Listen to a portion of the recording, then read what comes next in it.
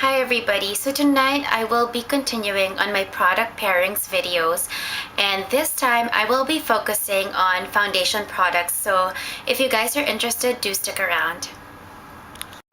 Hi guys, so first and foremost, with foundations, I don't really have fixed pairings that I do all the time, but there are two combinations that really I've done more than others. Essentially, there's just one basic, I guess you could say, philosophy for me when it comes to combining, pairing, or layering foundations, and it boils down to two things. One is the texture of both foundations, and second is I guess the texture or the state of my skin on a given daily basis. So depending on those, the combinations really vary for me, but essentially I always do try to anchor any foundation layering or combinations with a better brand, I should say, or I guess a higher end, more quality driven brand versus just, drugstore price brands. Only because I think really when it comes to skincare or foundations, you really can see a very striking difference between quality, mainly because of the ingredients that they're made of. So I feel that just by having better quality as your first layer, it really just anchors anything else you put on top. So most of the combinations I make are of the kind where I mix higher end with lower price foundations, just to achieve just a more unique or customized finish. So I guess that's about it. I'm gonna get on with it right away. And this first pairing is the first combination I've ever done with foundations, and what drove me to kind of just start pairing them together was I actually honestly wanted to be more cost conscious, and since in Canada we get everything so much more expensive, a foundation that would cost $40 in the States would be 50 Canadian, and that's without taxes. And in Vancouver, our taxes run, I believe, about 14%, so it's quite steep. I don't think you could get good quality foundation below for $45 or $50 even. So because of those reasons, I just thought, I did find this Boots number 7, and this is called Stay Perfection Foundation. And I don't know, but I think it's, wow, I think now it's reformulated and it's called Lifting and Firming Foundation, which is this one right here. And this is by the number 7 brand. There you go. This is the number 7. This is the Lifting and Firming Foundation.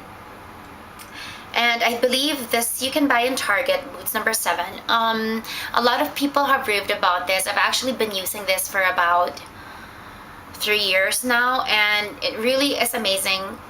The quality is at par with department store brands. It's just half the price. This I can get for, I think, 20 Canadian. So the first pairing I ever did was actually with my Mercier Silk Foundation, which is this one right here. So I know that everybody uses the tinted moisturizer, but I swear by the Silk Cream Foundation. I'm not so sure exactly why, but it says it has luminous coverage. I just prefer the finish, or I don't know if it has more coverage. I guess it does, because this is a foundation versus tinted moisturizer, so I think that's why I prefer it more. And the reason why I decided to pair this together, or give it a shot actually, was that this is very pricey. This costs like 50 Canadian without tax, and I do use it on a daily basis. I never leave the house without this. So one day I just thought to experiment and try, because I did like this a lot. And the consistency of this Boots number 7 is much more liquid like, and I'm gonna try to show you guys. So that's how it looks, and it doesn't really run, but it's still less, I mean, it's still more liquid than the Laura Mercier. If I hold this up a bit longer, it's gonna start running, and it kind of is already beginning to kind of, you know, have a weight and run. But with the Silk Cream foundation, this is actually not the shade I use, so I'm just gonna use this to swatch so that I don't waste the shade that I actually use. Now with the Laura Mercier, this is the Laura Mercier right here. It's much thicker. This is not going to run for a while. This is the Boots number 7, and you can see that it's already beginning to run down my hand.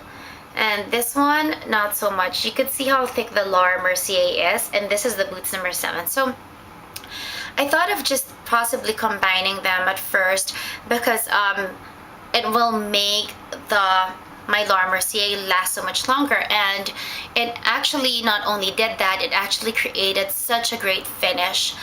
I felt like it muted down the coverage of the Laura Mercier is very full coverage, and somehow diluting it a bit with the lifting and firming of Boots just gave it a more sheared out luminous effect. And since I don't really need that much coverage, it just worked out really, really well.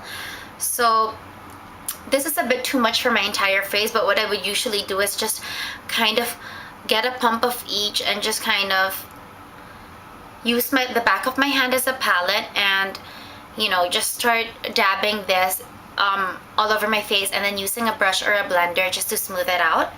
So that's the first pairing that I found really, really worked, and I still use till this day, and I'm still very happy with it. It's the Silk Cream foundation of Laura Mercier, which is this one right here, and the lifting and firming foundation of Boots number 7, which is this one right here. So that's my first product pairing.